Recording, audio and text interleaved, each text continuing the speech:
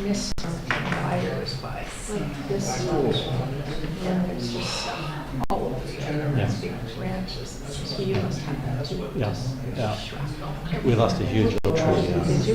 Not in the Tom cyclone, but the previous storm. A real massive tree. That's so sad. Yeah, I didn't go back to look at it, so I can't go back right now. A couple of days later, I went to look at it. It's really hard. This one's But you're perfectly healthy on the driveway. Not one of the ones that got, would cut, might come. yeah, but had no roots left, it just pulled right. Yeah. When you noticed that Jesse, you're okay, it just was more. You guys are okay, it was just the front. Oh yeah, it was just right along the driveway. Oh boy. And broke over a struggling pear tree that's been probably years ago. I had one time that pears on it, and there's no hope now. People Gone, yeah. Good afternoon, everyone. Welcome to the Special Finance Committee meeting of November 21st, 2024. I acknowledge that this meeting is taking place on the traditional territory of the Shano and Sauk First Nations. The District Machosen is committed to reconciliation with Indigenous peoples, and we recognize, honor, and respect the presence of Indigenous peoples past, present, and future. This afternoon, we have Councillor Shukin, who is absent at the table, but joining us via Teams, I believe it is. Councillor Shukin, welcome. Can you hear us?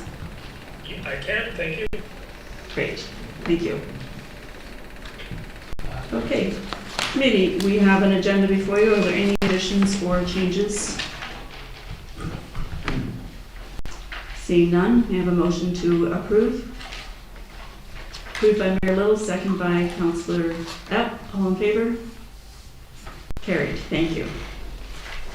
Public participation. If there's anyone in the community that would like to speak, now is the time. Approach the mic, state your name and the street in which you live. Thank you.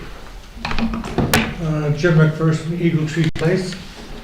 I'm still without cable connection, so I don't know exactly what would have been on the agenda today, but I do have some comments for your consideration. One of the things I wanted to mention basically was the old school. It's eaten something like $3.5 million since it was purchased in 2017. Reserve monies were used to pay for that purchase, but we still owe $1,250,000 to the reserve fund, paying it back at a rate of $42.5 a year. This amounts to 1.25% of our average property tax bill. But at the rate that we are going, we'll be paying for the school purchase for the next 29 and a half years. And still yet more money seems to be prepared for, or destined for this structure, to put in a new doorway and entrance. Yet another ad hoc decision. Revenue from rentals for space at the old school have never met expectations because estimates at the beginning were never real to begin with. There has been some rental income from the daycare, from Mile Zero, recently from BC elections and from other casual organizations. And even though there may be prospective tenants, revenue generation will never come close to meeting obligations. I suggest that it is time to have an open house to discuss just what it is that we want to do with the old school, including asking the question as to whether or not it should be sold.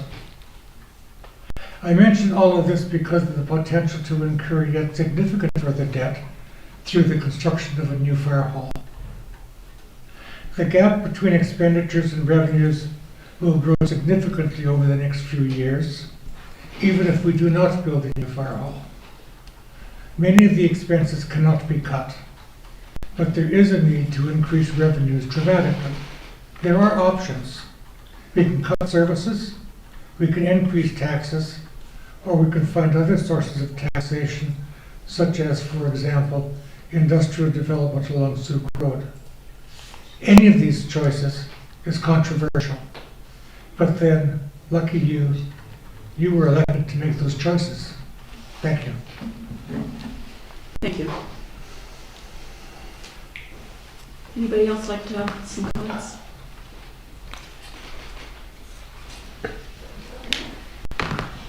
Good afternoon. Sorry, I didn't have, Nicole Shukin, Labon Road resident. Didn't have time to print, so I'm just going to read from my screen here. But just want to say I appreciate how carefully you're all weighing any new budget items in view of the high cost Metchosin must now pay for policing and may possibly have to pay for e-com, among other things. And so I wouldn't ask you to consider an additional cost to the district if it didn't come with the potential to save Metchosin millions of dollars and to fortify our climate resiliency.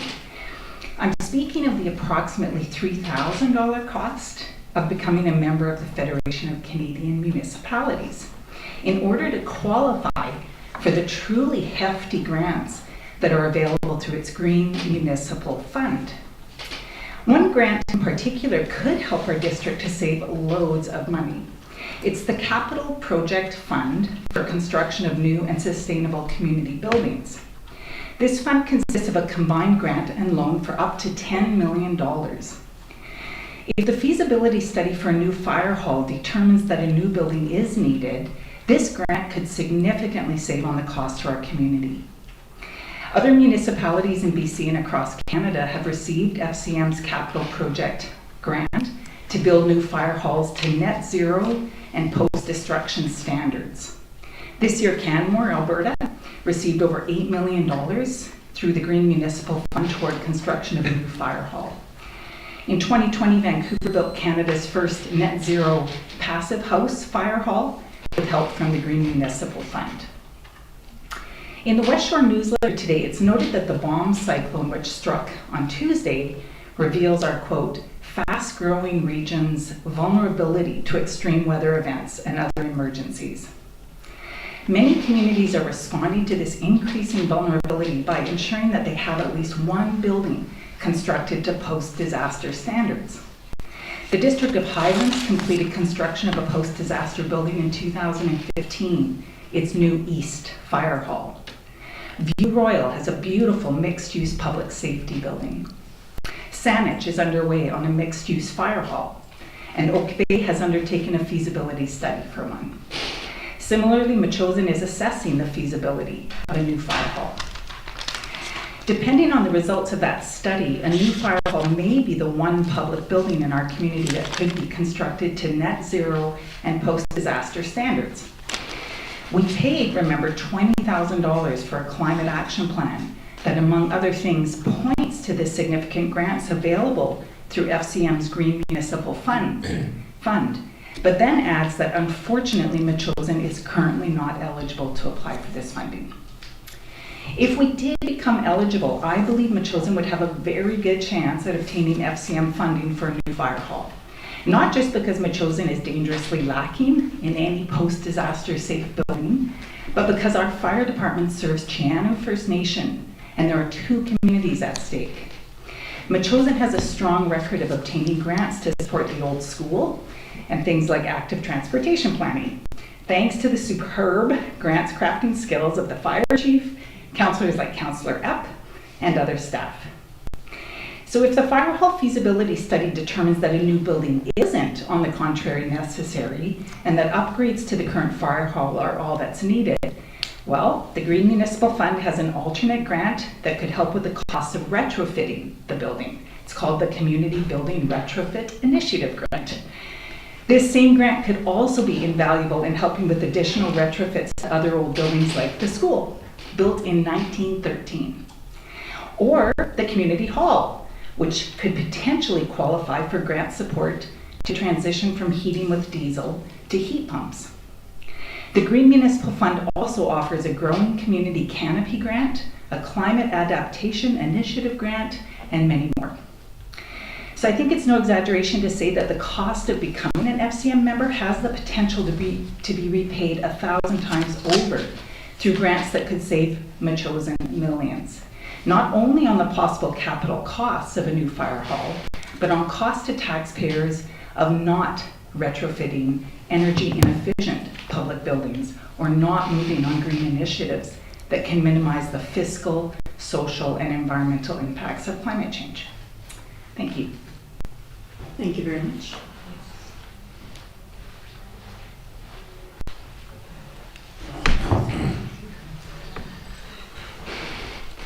Tamara Ballard, I'm a chosen resident. I would just like to say that I support I support Public Works' request for an extra staff member. Therefore, they can get twice as much done. As it stands now, there's only the 3 of them, so they can't separate into 2 groups safely, I believe, due to WCB. So if our taxes are going to go up for anything, I absolutely support that 100%. Thanks. Thank you.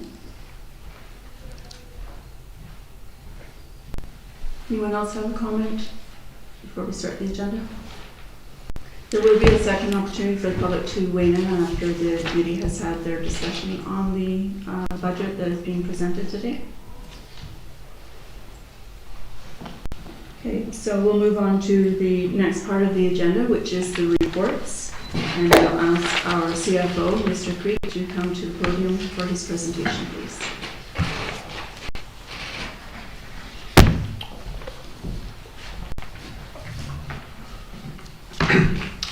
Thank you, Mayor and Council.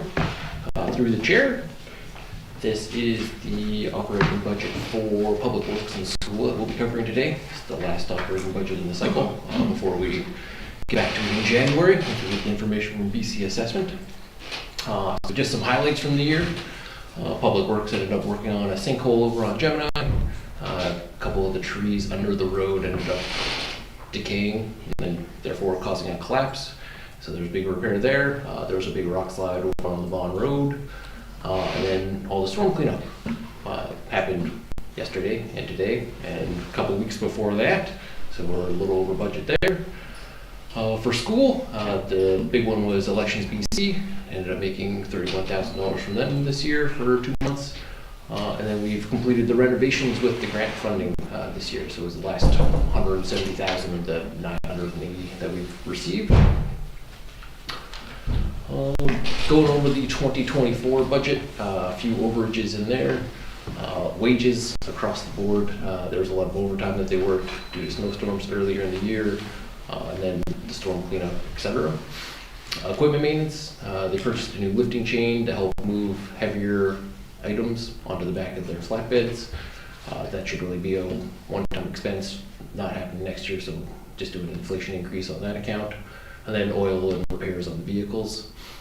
And then a number of the subcategories in Public Works, so road cleaning, trail maintenance, aerial brushing, storm damage, and hazardous trees. Those items were all over budget, either through contracting or internal labor. For school, so internet was installed in February. We didn't have that budgeted, but we'll end up recovering those costs from our leaseholders there. Insurance, same with every other department, was over budget due to the increased cost there. And then property taxes, so there's due to the instinct lease cancellation, it wasn't actually paid off, so we had to move it into our books. And then mile zero, we'll end up recovering from them, but just as it shows on the financial statements right now. So going forward into the 2025 proposed increase, right now, total increase for Public Works would be $129,549.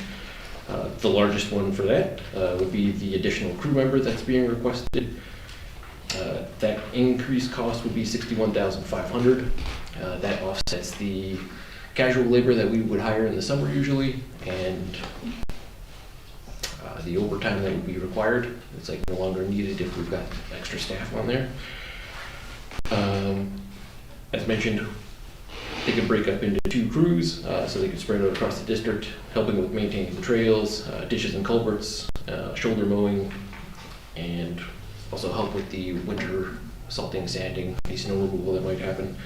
And then provides time for people to take vacations during the summer and using up their flex time. So that's the biggest one in there. I've also proposed an increase of $5,000 for bridge inspections.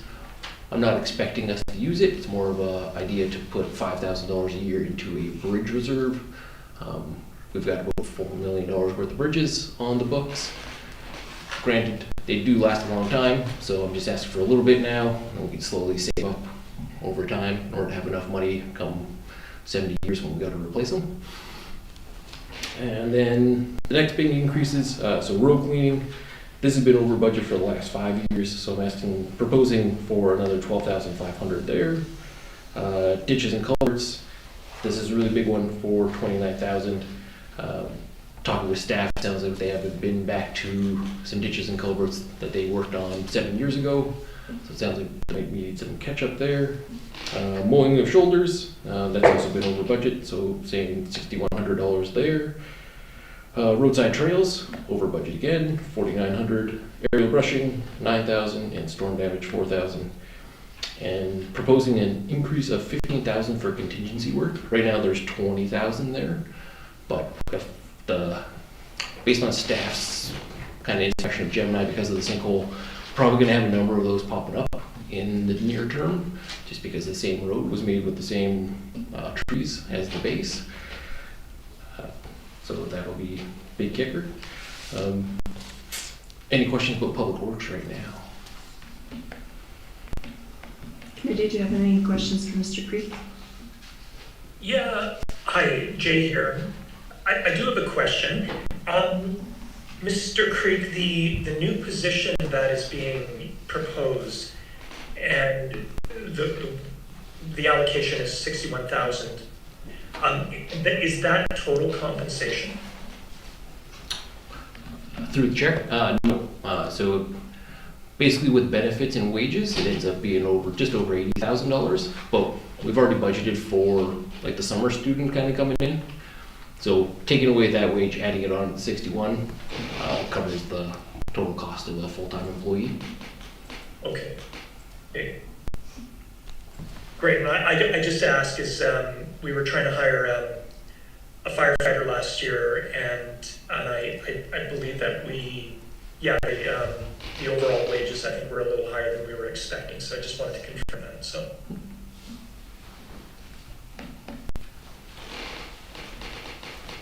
Anyone else have questions for the Public Works portion? Councillor Gray? Sure. Mr. Creek, the bridge inspection's $5,000. That's the idea of going around and evaluating all of the bridges each year? Is that the kind of thing that would happen? Well, it's budgeted for, not necessarily that it happens every year. We don't need to actually check on it, but it's just in the budget for right now for $5,000. So I'm proposing an increase to $10,000, and then whatever isn't kind of used, we put into the reserve going forward. So I believe, was there one done this year? Yes, it was. Okay. Great. I'm just thinking that we have, in our budget last year, the Flesh Road Bridge for $40,000 to work on, creating for pedestrian reuse. And the gap for the cost of that would be about $20,000, and then deactivating the bridge or repairing it is up in like $300,000 range. So I think the idea of bridge inspections through the chair makes a lot of sense if those are the kinds of big liabilities that we may be facing in other bridges. Absolutely. Can I ask about through the chair, the question of storm damage, adding some money there, and the contingency? I mean, last year when we asked about that, there was a proposal from the staff to add $10,000 last year, but it was denied on the advice that we could get overspending, I think from reserves. I don't know where the overspending was going to come from. Same idea with both the storm damage and the contingency funding. Any idea why we would switch this year to a new system compared to what we did last year? Well, I would say that when I looked at the numbers so far, and that's before we've included any expense from the current storm that happened, like the cleanup that was happening last night, there was a lot of overtime there, and then today kind of deal. Going forward, we're going to have less than $100,000 as a surplus in Public Works for this year. In the previous years, we had 300, 170, 140. So this is, we're getting pretty far down there. Like we're down to less than 4% as a surplus on the total budget for Public Works. And there is a Public Works efficiency reserve that was developed, and that's got about $100,000 sitting in it. So we could certainly take something out of that if you don't want to add any more to the budget for this year or going forward. But it is getting pretty close to the edge on.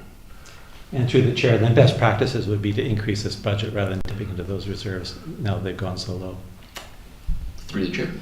Correct. I would put more into the reserves based on what we have. What I've been looking at with the roads, buildings, and equipment, those costs have gone up exponentially over the last few years, and then having to come back and actually repair them all. I think I mentioned to you last week, or $45 million of our roads were built before the year 2000, and now that you're at the 20-year plus lifeline of that, they're going to be failing more often than not, and replacing all of them are going to be far more than $45 million. All we have is $3 million in the road reserve right now. So we'll talk about that more when the capital comes up in December. But. Thank you. So through the chair, then the West Shore Parks and Rec there, but we see a 3.3% increase for our residents on those costs, specifically to build reserves. And it seems like maybe we should be following the same pattern, but we'll discuss that in capital. Through the chair, correct. Yeah, I'm going to have an extra report for the capital portion of it to kind of look at our reserves versus the book value of all of our assets and show not the greatest number, but something that certainly needs to be considered. And it's the same problem across Canada with all municipalities. Had the same thing up in Comox, where it's like we were projecting a $160 million asset deficit by 2050, and had to increase taxes. So every year for the next decade, there's an extra $50 on everybody's taxes, totaling $500 by the end of that decade. And what Chosen is not an exception to that rule. Everything was built a long time ago. It's going to have to get replaced, and generally the government's not too keen on handing out grants for repairs and replacement. They're happy to give you money for new things, but not the replacement of old assets. Thanks for your advice on that. Very much appreciate you looking into those issues. Anybody else? Mary Lou? Through the chair. I'm a bit worried about the Public Works position because if it's $80,000 a year or $80,000 this year for that position, that's carried forward next year. It's $80,000 plus the increases in wages. I suspect at some point we'll have to expand the Public Works department, but perhaps what is needed is some kind of service level review or managing expectations of what the three staff members can do. It's a huge price given that we have increasing costs in policing, the ECOM 911, this new potential VMQ Plus model with the policing. We've got a lot of expenses right now, and I'm reluctant to agree to moving forward with a brand new position that we're going to carry going forward. Thank you. Councillor Gray. Just on that, Mayor Little, I wonder, we talk a lot at this table of our limitations on staff, and that's to do with the corporate office and getting the work done that we put to staff, staff reports and bylaws and that. Where would our priority be most? Would it be this Public Works position or an administrative position? I wasn't aware that, through the chair, I wasn't aware that we're increasing our staff for administration, are we, as well? No, I'm saying that we talk a lot about the shortage that we have in the staff, so I'm asking, would you think that would be a better place to put money in terms of priorities? No, I don't. I'm not in favor of that as well. I think we've got to do with what we've got because we've only got one taxpayer base. And we've got so many increases. It's just priorities. I think we'll have to cut back on our expectations, and the staff can only do what they can do within the 8 hours that they have here. So I wouldn't be in favor of creating a new position for administration or the Public Works. Councillor Mill? Well, I am in favor of adding the extra position. I think we paid a lot of money out in overtime this year in salaries, which would be reduced with the extra person. Also with the cost that we had for the summer employee, and that would also be eliminated with the addition of another staff member. I think the demands of the community, which we hear all the time, and certainly they get here with phone calls to be constantly for the Public Works crew to be out doing just about everything from clearing trees to picking up garbage to clearing roadside trails, and there's more and more demands on them, and as well the storms, the level of the storms, as we know, are all increasing, which again means far more work, I think, than in some cases like it has been this last week and probably is expected to on the weekend for the crew. And we can only do so much, and they do take holidays like everybody else. So I definitely support adding that person. I think our service level is what we do is the most important thing in the community, and the public works is a big part of that. Thank you. Mr. Creek, I have a couple of questions. Councillor Gray brought up about the line item for bridge review, I guess it is, the $5,000. To my knowledge, we've always had previously, Herald Engineering has given the district reports year after year and have gone out and graded those. I've seen them myself. And each year, they will give us a report whether it's good, fair, poor, that sort of thing. And as bridges are roadways, I'm wondering, are we having our public works staff do those inspections, or will our engineers be doing those? So through the chair, not our staff. Like they'll take an eye check on it, see what's kind of going on, but we have to require the engineer to actually give us an idea of if it's good, bad, needs to be repaired right away, kind of deal. They don't have that expertise in-house. Okay, so the 5,000 is for the quick look from the public works, and then it goes to an engineer? Oh, no. Okay. That 5,000 is for the inspection from the engineer. Okay. And we've got a little bit for bridge salaries, but that's more of the easy maintenance that can be done by them.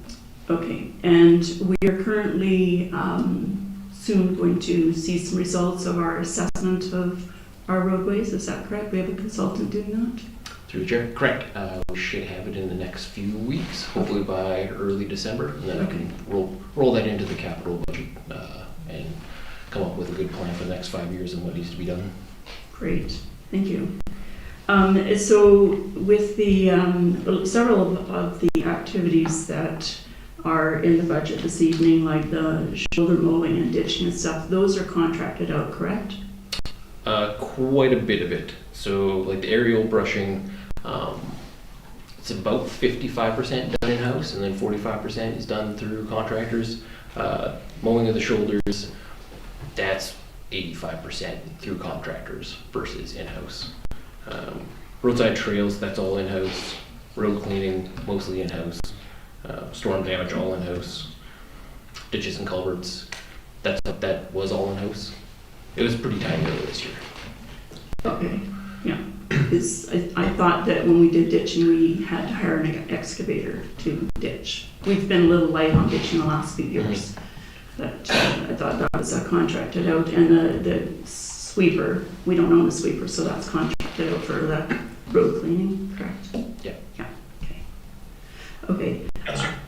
Councillor Donaldson, I have one question when you're finished. Okay, so we've done a lot of investment in our public works, which has been great. We've got a really high functioning team, and the works yard is better set up now that we've moved the salt shed, which was built a couple years ago, 2 years ago, I think. As well as the compound out the back, which was also built about 2 years ago. It's all chain linked. Our fence was hired to do that. And we've just, as I understand, received our 4th single axle truck just in time for winter. So as an update on all our trucks, we also have 2 one-ton trucks. Those are equipped with implements, all 6 of them, correct? Ooh, I don't know about all 6, is it? With various implements, they have the plows, blades, augers. Okay. Chair? Yes. Great. Not the single axle, that's the dump. Yeah, I think the big ones, they have augers that go on the back and blades underbelly. So previously we had a model where our public works by day could be attending fire calls or first responder calls. So 2 years ago that went by the wayside, and we started hiring staff that didn't have that knowledge. They're specialized just for public works.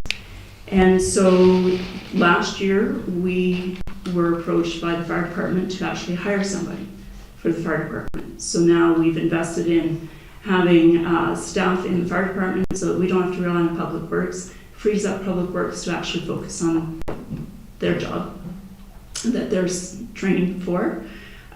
So now we're being asked to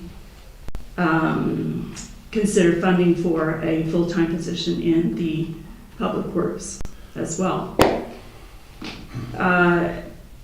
And then we're contracting out considerable amount of our work. We have a lot of volunteers that do a lot of work in our community, which we all value. Whether that's painting the old school inside and out, the bus shelter, the bike shelter, those were all done previously by volunteers. And Public Works now is interested in doing those. The pavilion was painted by the work release crew. This building was a number of years ago. And now Public Works is interested in doing those sorts of things. And so I can understand why they would need another person, because those are additions. So we've always prided ourselves in having volunteers in the community to do the other skilled positions. And when I say that with gratitude, because I'm prideful in the volunteers that we do have in our community that do those sorts of things. And then our labor in Public Works who are skilled with machines and trucks and various licenses. They do traffic control, that sort of thing. So I'm also a little shy of investing in another employee when we have supported them with clearly the equipment that they need. A lot of that based on WCB requirements as well, and keeping up with that. And that we have alleviated some of the labor by investing in the fire department so that they can focus on the work that they have in their department day to day.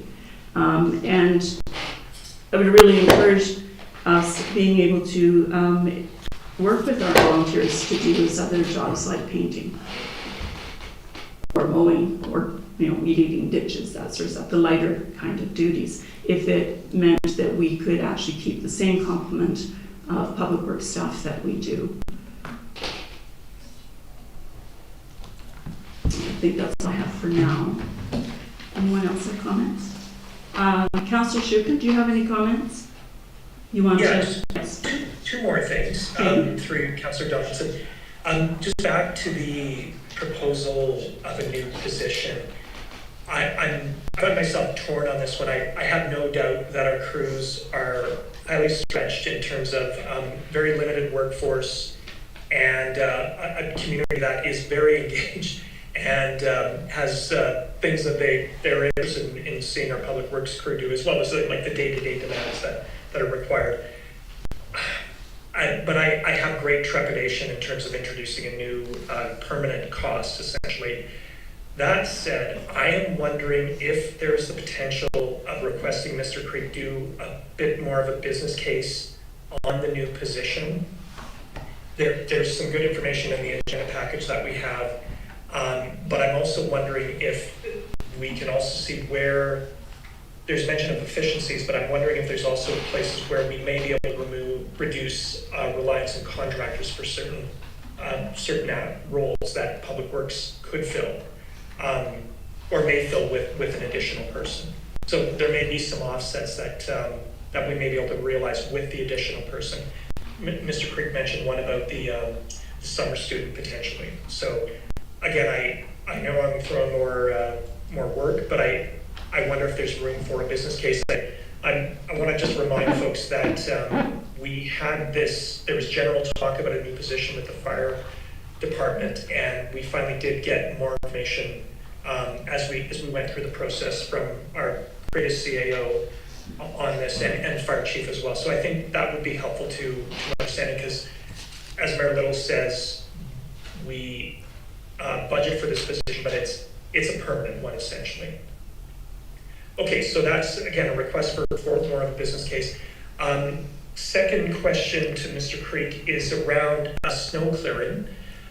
Last year, Mr. Payette, I think, introduced a what I thought was kind of an interesting methodology around snow clearing. I think it was he averaged the budgets over the last 5 years and was prepared to apply, I don't know, an increase around inflation or whatever appropriate that may, what the appropriate increase might be. Is there a similar approach you're taking with snow clearing this year, Mr. Creek? I didn't go with the 5-year average, based on what I was seeing. It was kind of on budget, and right now we're sitting there. Barring what happens for the rest of November and December, I'll take another look by the end of the year, sort of January, where we're sitting. Right now, everything's on track for being under budget on that, so I just gave it the inflationary boost for like the wages from the new collective agreement, and then 2% on the rest of the like fuel and supplies kind of deal. Okay, thank you very much. Councillor, yeah. Yeah, through you. I just wonder, does the snow clearing budget include the cost of the casual workers that are hired when we get the big snows? Correct. Through the chair, yes. The casual wages are included in the whole. It's not a lot, but it essentially what we end up doing is taking budgets from the other segments inside of Public Works to offset, because it was only set at $1,500, so it wasn't not necessarily enough to cover, but with the surpluses we have in other segments, we just offset that. Councillor Gray. Yeah, as regards the Public Works position, it seems to me that a really important point here is that a new position would allow staff to be able to use their vacation and flex time at requested times. You know, it's good to be good to our staff. They work hard, and the difficulty I think we have now with a small staff complement is people aren't able to live their lives fully because they're giving us their time with overtime, that sort of thing. I seem to recall last year hearing that the optimum size for our Public Works staff was 4 people. And we might have been expecting that to come this year, and so here it is. I'm not surprised by it at all. And then I look at the list of, I mean, there are cost increases here, but all the things that we're talking about being done where there are cost increases would be get done presumably with the help of the extra staff there too. So I see the arguments there. Through the chair, I wanted to just make one observation. Roadside trails cost going up. So as we build roadside trails, which I expect we will, we just need to remember that costs money, you know, ongoing money. It's not just the capital costs that are there. There is an EV charger. I've got a note here from our planner.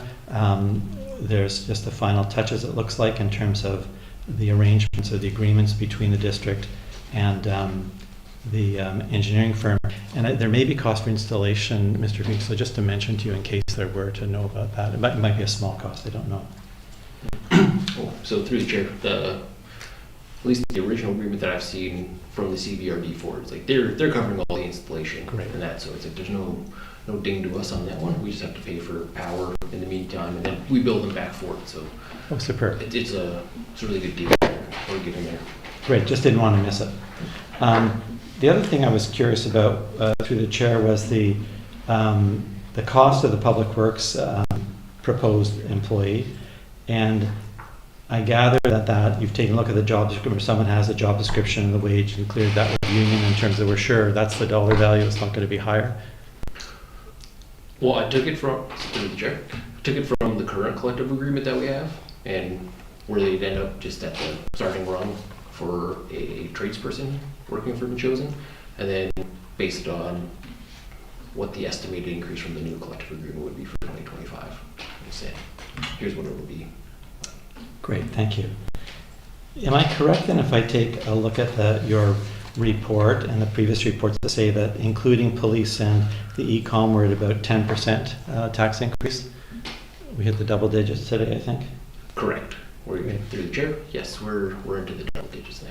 Thank you. And I wanted to just compliment Mr. Creek through the chair for the layout of the note, just separating it, showing us the police and the e-com there. That's helpful, I think, for the community to know because we're paying those completely. And then just to mention, the West Shore Parks and Rec, the Greater Victoria Public Library, there's just been different things said at different meetings, but we we are having taxation with representation. We voted on these increases at this council table some time ago. So I think they're baked in now is really the point of those increases. Yeah, through the chair. So at least with the Victoria Public Library, they just submitted their 2025 budget, and I based my estimate on their previous budget, and instead of being a 5.5% increase, they're going for a 9% increase for Machosen. So that the number in there is going to be a little bit higher. All the updated one come January, but just because we're one of the few populations that apparently our 2025 assessments went up over 5%, and everybody else was around the 2-3% mark. That's half the calculation. That's all for me, thanks. Councillor Evans. Yes, Councillor Shukin. I would like to propose a motion that staff prepare a business case regarding the proposed new position around public works, including financial information, the need, and potential offsets in terms of where labor services may be derived from this position. So moved and prepared to just talk about it if there's a second for this. I'll second. Moved by Councillor Shukin, seconded by Mayor Little. Yeah, and the only reason, sorry, I don't want to put more work on staff, but this is bound to be, I'm thinking, the single biggest increase in expense for the 2025 operating budget.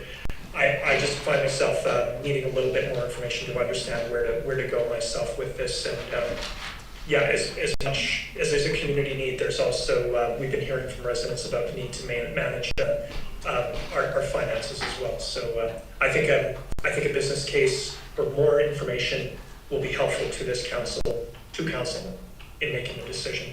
Thank you. Any discussion, committee?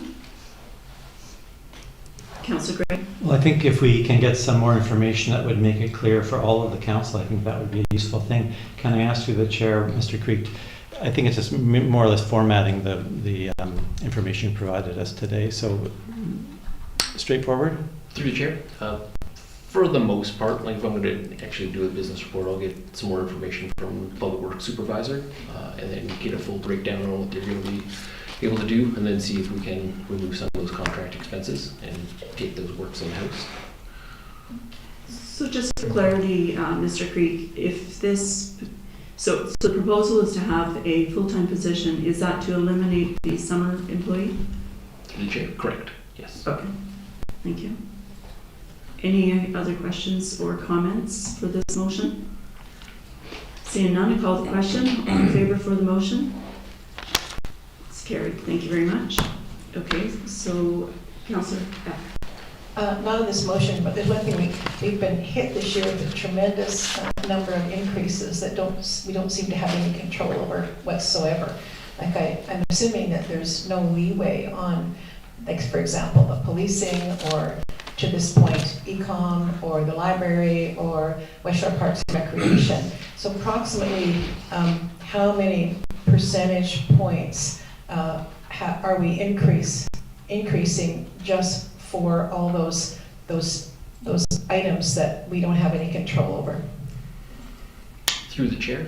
So in total estimate would be, so right now they're taking up 60% of our total budget. So we could say like 6.5%, 7% roughly.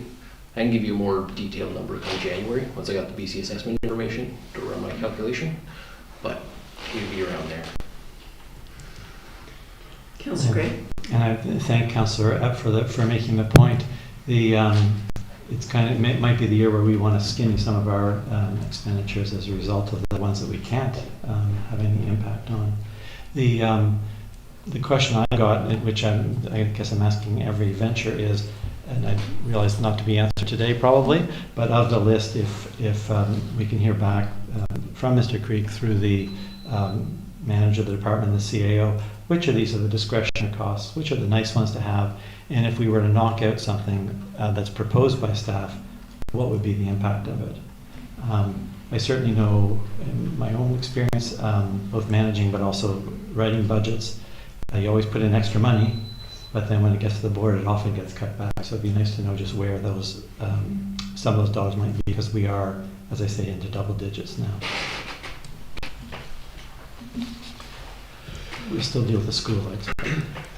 Yes, we're not finished. That's right. Okay.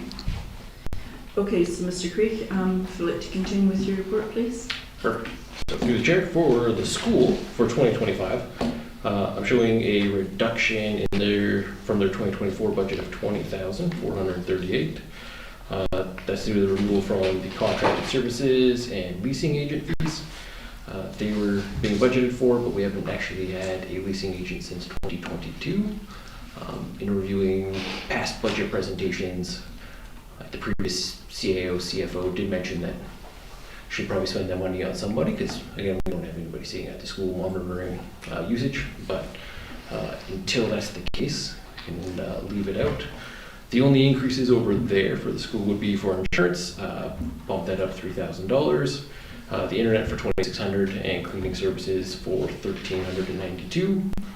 That's just based on the contract that we have with the cleaner. And then the remaining increases are all just inflationary.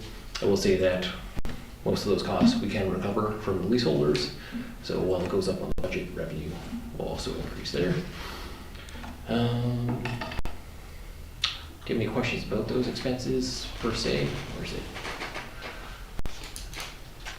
Councillor Shukin, do you have any comments about the school budget? Thank you, Councillor Johnson. Not right at this moment. Okay. Thank you. Committee, Councillor Gray?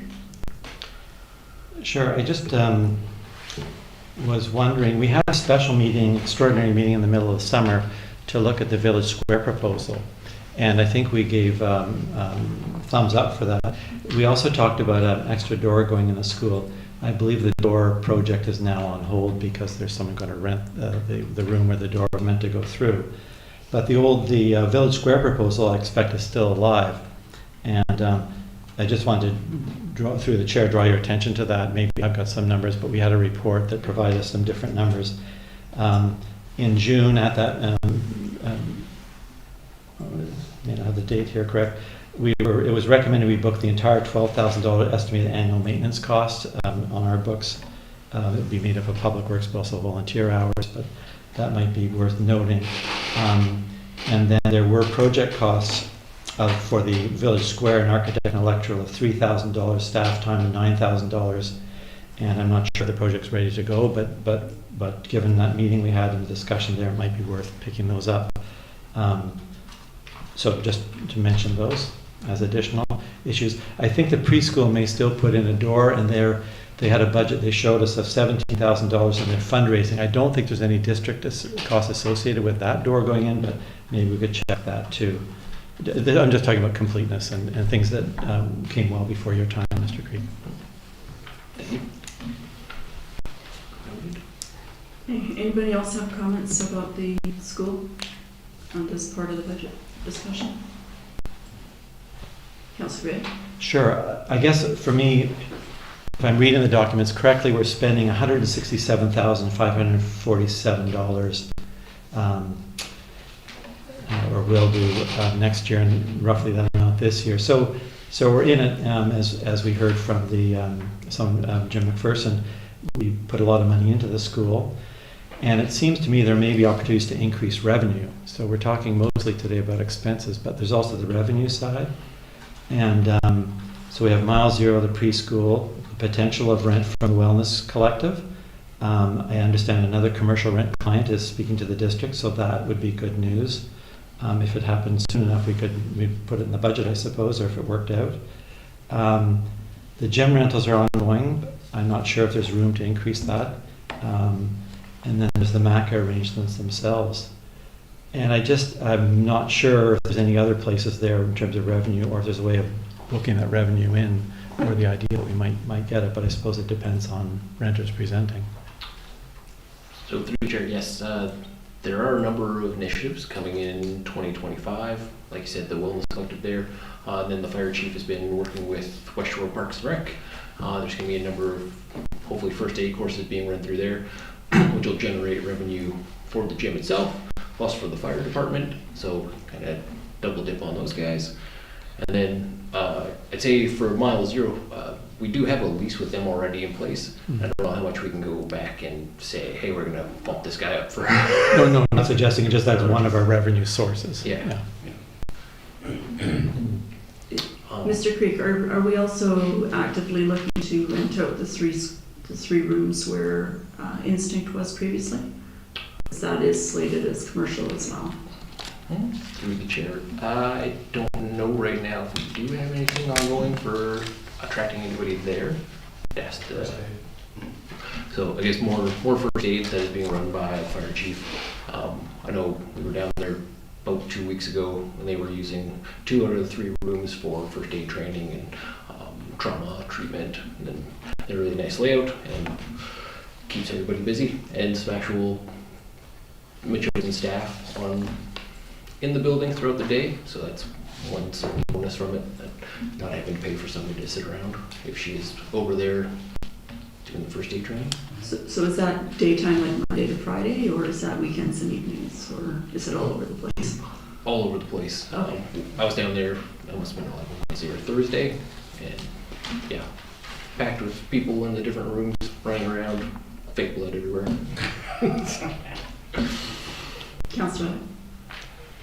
Yeah, it's my understanding that there is quite a bit of activity in those rooms. Jiu-Jitsu is renting them, and there's been a lot of training activities which are being paid for there. But I also wanted to mention, just my thought, that we put about $1 million into the library and West Shore Parks and Recreation. So it seems to me that being able to have this facility in our own community for basically comparably minimal amount, and it's getting busier and more used all the time. I think it's quite exciting and a real bonus to be able to offer that service to the community.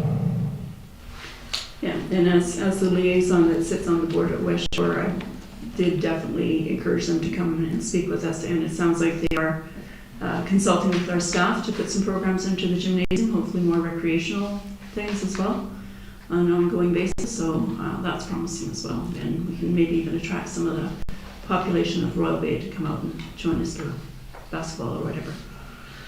Great. Well, yeah, there's lots of these. Well, we also have, as we know, and Mr. McPherson said, we've invested a lot of money into the facility.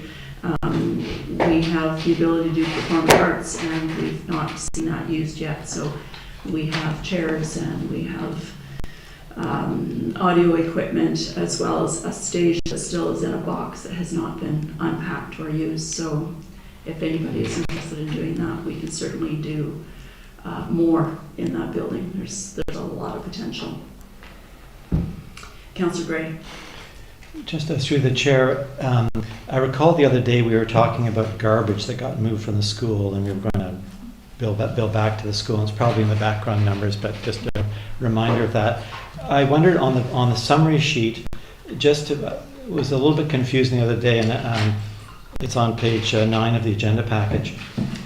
It says Metchosin Arts and Culture rent receives $7,000, 7878, and I'm just imagining that's probably the cost sharing of utilities and things, because the rent's only $1. Could we just get some clarity on that item? Through the chair, correct. So that is what they are currently paying us for the common costs, and then we do a reconciliation at the end of the year. So we end up summing up all the bills that we did receive, their square footage versus what they paid, and then squeeze out a little more. Perfect. I raised it the other day through the chair again. We were discussing a grant and aid project, and I see that's on our council's agenda coming up, to finalize the policy. And as I think everyone will know, all of council, I think I could speak for, so much appreciate the volunteer commitments in our community. And so we've got a pretty strong model. Community groups manage and operate our facilities, from the fire hall, of course, but the community house, the school, the museum, the farmers market, the old school. And a bunch of them are paying $1 rent per year. But it became apparent in the MACA presentation and some other details we saw that I guess both MAC and the MCA, while they rent out the space, make money from that and from other sources of income, and then have a grant and aid program themselves. And I wondered at some point, it might be that council would want to make a conscious decision about that. So I'm just asking, maybe at some point, I don't think it's necessary today, but just to get an idea of how much money is going out in grants from those organizations. This would be a sensitive topic, obviously, and it would be appropriate to talk to those boards about it. But I just want to raise the issue of we're spending $167,000, and some of that money is going, or not some of that money, but it's being leveraged, I guess. And that's great. I'm not opposed to it. I just thought it was a conscious decision to review it and just to see the value if there's anything there in terms of money coming in. I think we heard that View Royal gets money from the casino and then use that as a grant and aid. So there's ways of addressing that money. Very good points, thank you. Not unhappy about what's going on today, just want to be clear about what's going on because the numbers are hard to follow sometimes. Mm-hmm. All right, so through the chair, we'll get to the big numbers here. So for Public Works, we're looking at an estimated $4.19 per month, or $50.24 a year. With the reduction on the school, the reduction of 59 cents a month, or $7.07 a year. So both those combined, $3.60 a month, or $43 a year. Now, if the proposal for the new staff member doesn't go through, Public Works number basically gets chopped in half, down to $2.15 a month and $25.84 a year, for a total of $18.77. And then, there you go. There's all our non-discretionary ones for policing and ecom and West Shore and public library. Well, that one will get bumped up a little bit. So we're at $112.31 a year with that. And the running total. So the total would be $17.64 a month for $211.62 per year. Without the additional staff member, that number drops down to $187.22 per month. And that's what we've got right now. In December, we'll start talking about the capital projects and special projects that are going on for 2025. We'll bring forward a number of projects that weren't completed in 2024, see where they're sitting, and then start looking at the roads, bridges, any vehicle replacements that might be required, and that'll wrap it up. Any other questions? Councillor Gray. Just ask, did we do recreation already? I'm not remembering that. Yes. Okay. Through the chair, I squeezed that into, I think, the second budget meeting, if I recall correctly. Great, thanks.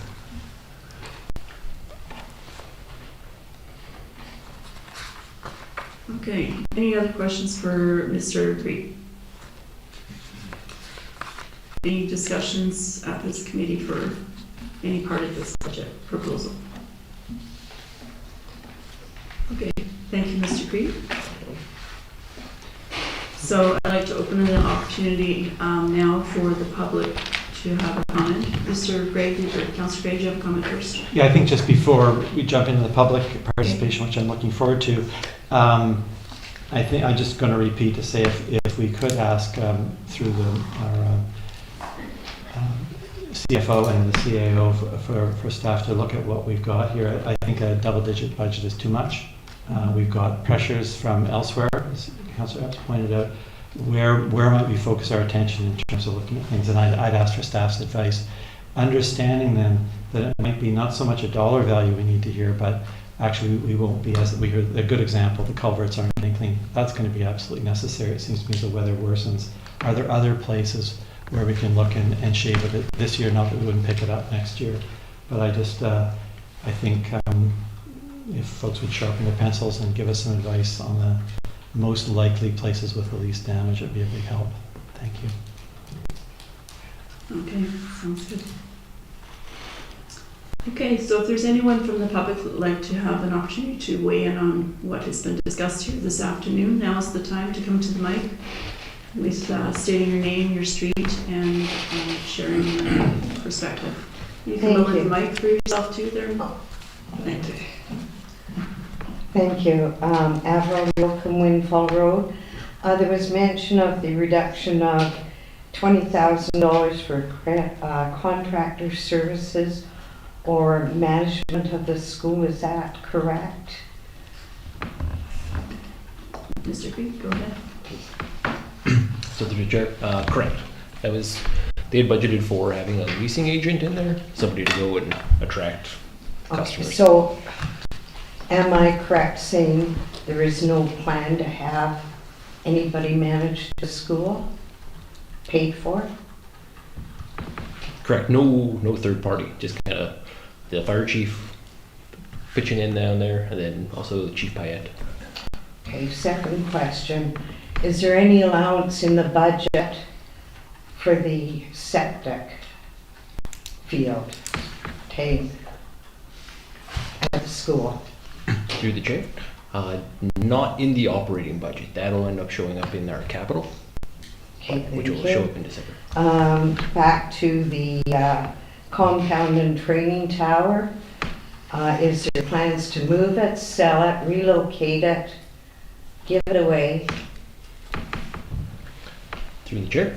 We're looking to move it. I believe there's some discussions ongoing right now about having that either reallocated somewhere in 2025. So is there a cost to that? It'll have to be reassembled. That would be the training tower.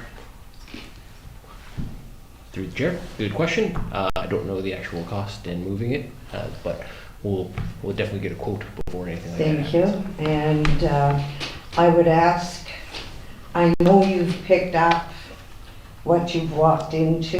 I would love a lot more clarification on the financial, on the school site, on the fire department. I'm pretty ignorant on being able to read something, and I really don't know what it means. Through the chair. What would you like to see clarification on? I think I'll send you an email. Sounds good. Okay, and last, I'll send it to you too. Last, the payback for the purchase of the school, is that off the books now? Through the chair.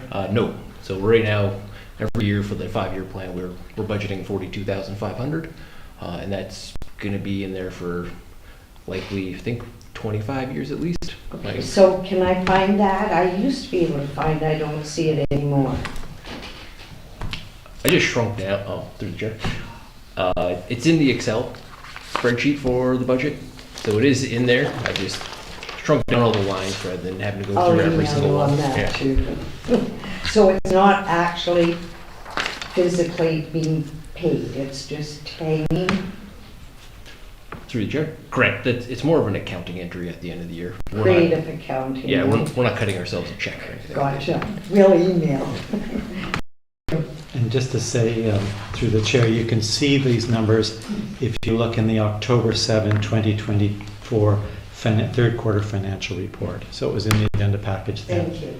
And I think the committee decided, we'd asked to maybe include that in our deliberations in the budget committee, but the committee decided they didn't want that.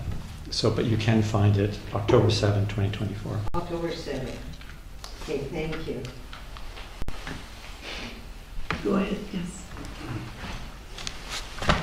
Gary Lamb, Hackmore Drive.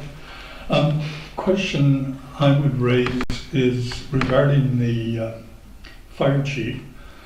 If she's going to be responsible for managing the school, given the significant overruns in the fire department in various segments, would her time not be better spent managing those particular areas rather than focusing on something else?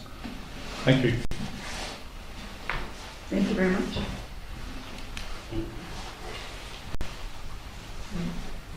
Alison Leduc, Darien, please.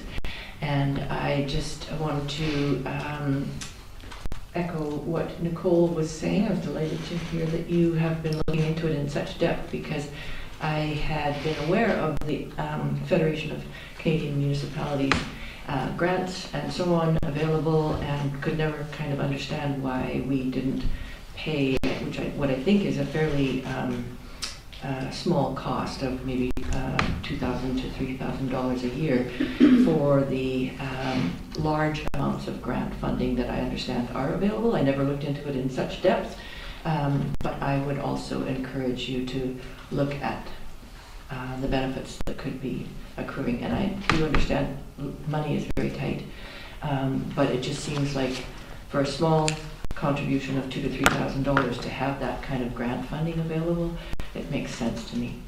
Thanks. Thank you. Anyone else like to have a chance to speak? Now is a good time to do it. We always appreciate what the community has to say. I actually had no intention to come up here and speak tonight. Kiara Kahakawilla, Perry Crossroad resident. A couple of points. One, I don't envy your position at looking at a double tax increase or double-digit tax increase. I did caution last year that by cutting tax or cutting budget items last year would likely lead to this for this year and for future years coming forward. Some of the concerns that I raised last year was in regards to Public Works and the fact that a lot of those line items were needled down, meaning that they have to eventually come back up again because service levels really aren't going to change. As has probably been pointed out, service levels have increased. Continually asking your staff to provide more reports will also increase your costs. Not that they're not important, but I do remember, actually I just did the math, it's 25 years today I woke up to the idea that I was actually going to be sitting at this table and having to make these types of decisions. And that new council, which was mostly all, actually we were all new, even the mayor was new in the position, we commissioned a lot of reports, and we did a very, very small tax increase the first year, and the next year we ended up having to do a very large tax increase, and it was not very well received within the community. So you might have to do it now because you might be in that position where this is where you're stuck, but if you can look at ways to slim things down, great idea. When it comes to Public Works, I think you might find that you do in fact need this fourth person, and there will be savings in regards to overtime costs, in regards to the auxiliary person that you need to bring in the summertime. Those are obviously numbers that your new CFO will be able to hopefully dig up for you and make relatively clear so that you can make your next decisions. But again, congratulations for getting this far, and I look forward to the next budget meeting. Thank you. Okay, last call. Okay, seeing no one, we will move on to the last part of the agenda, which is the adjournment. I'd just like to say that we do have a special finance meeting scheduled for December 5th. So we have a few weeks away from that. We can get some more work done in doing some research and understanding where we're going with the budget this year. No decisions have been made yet, just a lot of deliberations. So I would like to ask for an adjournment to the meeting, please. Motion by Councillor Gray, seconded by Mayor Little. All in favor? Carried. Thank you very much, everybody. Have a good night, everyone. Thanks, Take care. Jay. Okay. Bye. Thanks for you guys.